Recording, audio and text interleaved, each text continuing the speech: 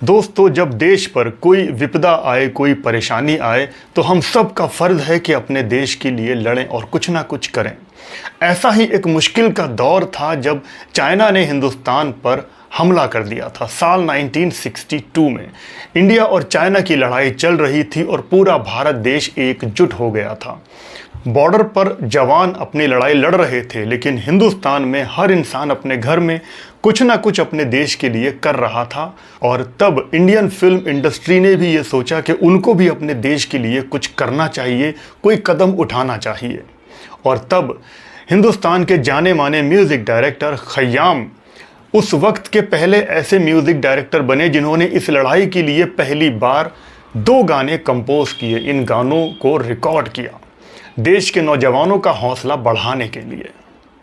एक नगमा लिखा था लिरिक राइटर साहिर लुधियानवी जी ने, जिसके बोल थे, वतन की आबरू खतरे में है, होशियार हो जाओ, हमारे इम्तिहान का वक्त है, तैयार हो जाओ। वतन की आबरू खतरे में है, होशियार हो जाओ, हमारे इम्तिहान का वक्त है, तैयार हो जाओ।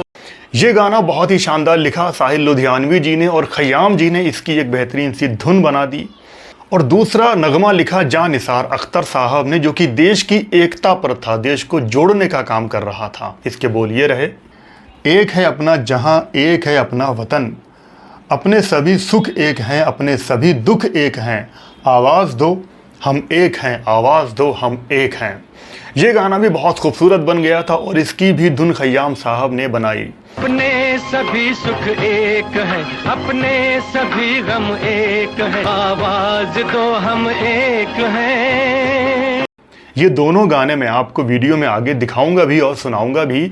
अब इंडियन फिल्म इंडस्ट्री की डिफेंस कमेटी और भारत की डिफेंस कमेटी दोनों साथ आए और इन दोनों गानों पर बातचीत हुई। तो डिसीज़न यही लिया गया कि इन दोनों गानों को हम पिक्चराइज करेंगे और उसके लिए बड़े बड़े स्टार को सिलेक्ट करना था। और ये भी तय हुआ कि इन दोनों गानों को मोहम्मद रफ़ी साहब अपनी दमदार आवाज़ में गाएंगे। उस वक्त फिल्म डायरेक्टर महबूब खान भी खय्याम साहब के साथ थे और भी कई सारी बड़ी हस्तियां इस काम में जुट गई थीं। और तब उस वक्त के सुपरस्टार्स को इस गाने के लिए चुना गया। दिलीप कुमार साहब, राजेंद्र कुमार साहब, सुनील दत्त साहब, राजकुमार जी और साथ में कमलजीत को भी इस दोनों गानों के लिए चुना गया।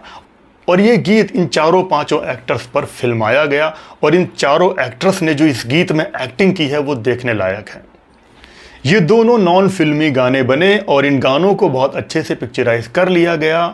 मोहम्मद रफ़ी साहब ने इन चारों कलाकारों के लिए गाया। हमारी सरहदों पर खून बहता है जवानों का, वो जिनको सादगी में हमने आंखों पर बिठाया था, वो जिनको भाई कहकर हमने सीने से लगाया था। यार हो जाओ, वतन की आबरू खतरे में है। हम इस वक्त हिंदू है न मुस्लिम है न ईसाई, वतन की आबरू खतरे में है, होशियार हो जाओ। ये दोनों नॉन फिल्मी गाने थे और मोहम्मद रफ़ी साहब ने इन चारों पांचों एक्टर्स को अपनी आवाज़ दी। अपने सभी सुख एक है, अपने सभी गम एक, आवाज दो हम एक हैं, आवाज दो हम एक हैं। कुल खा के हिंदुस्तान से आवाज दो हम एक हैं, हम एक हैं, हम एक। वो वार का टाइम था, लड़ाई चल रही थी और तब ये डिसाइड हुआ था कि हिंदुस्तान के सारे सिनेमा हॉल में इन दोनों गीतों को दिखाया जाए।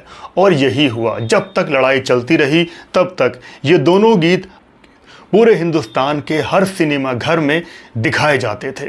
मोहम्मद रफ़ी साहब की आवाज़ पर्दे पर आती थी और इन कलाकारों की लाजवाब जोशीली एक्टिंग देखकर हर इंसान के अंदर जोश भर जाया करता था।